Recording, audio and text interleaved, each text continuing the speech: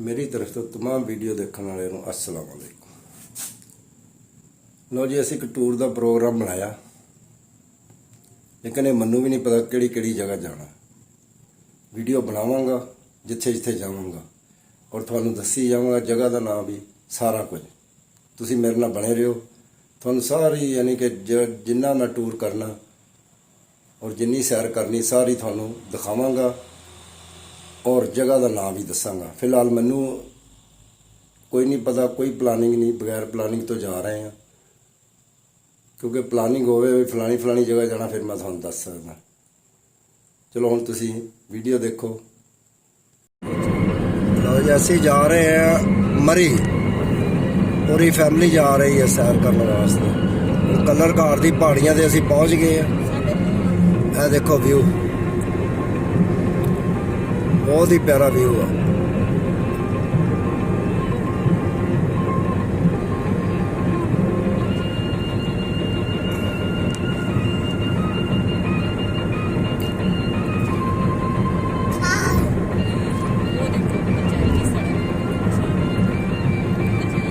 Motorway ते जा रहे हैं।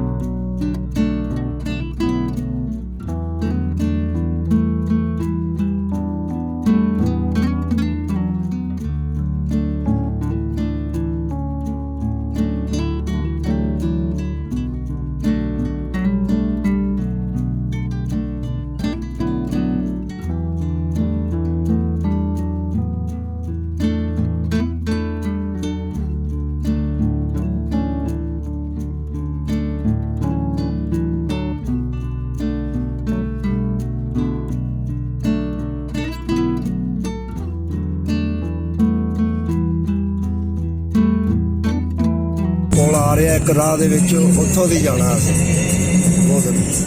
ਉਹ ਕਿੰਨਾ ਉੱਚਾ ਪੁਲ ਆ। ਆਹ ਦੇਖੋ ਚੜਾਈ।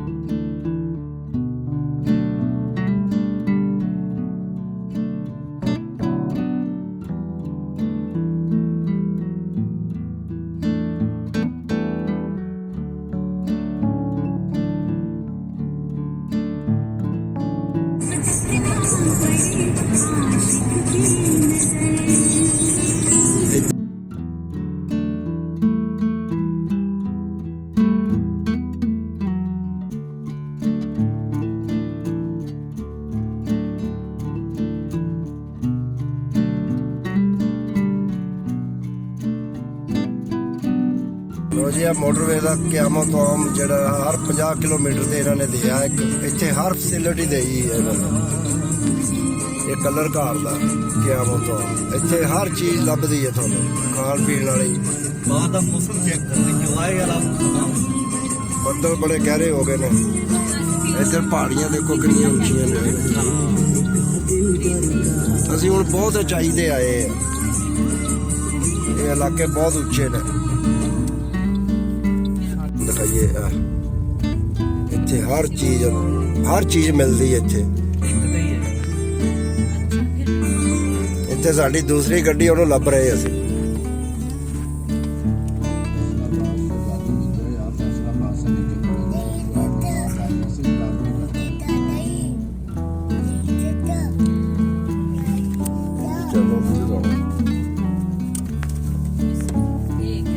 ਇਹ ਦੇਖੋ ਜੀ ਕਿਆਮਤ ਤੋਂ ਇੱਥੇ ਹਰ ਸ਼ੈ ਲੱਭਦੀ ਹੈ।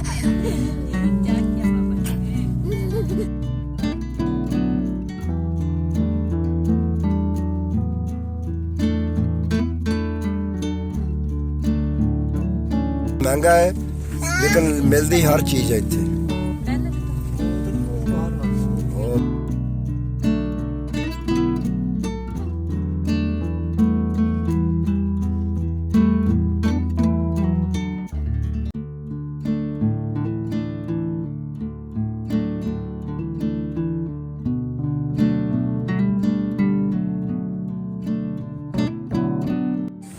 ਇਹ ਜੀ ਕਲਰ ਘਰ, ਉਹ ਝੀਲ ਕਲਰ ਘਰ ਦੀ ਹੈ ਜਿਹੜੀ ਬਸਤੀ ਵੀ ਹੈ।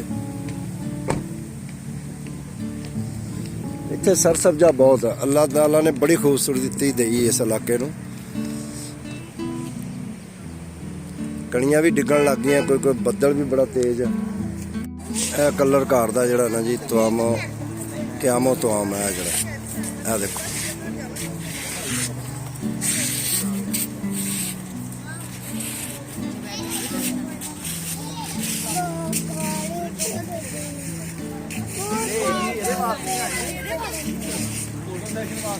इधर छानी फिर रहा ਓਏ ਐਗ ਸਾਡੀ ਚਾਰਾਂ ਦੀ ਬਣਾ ਦੇ।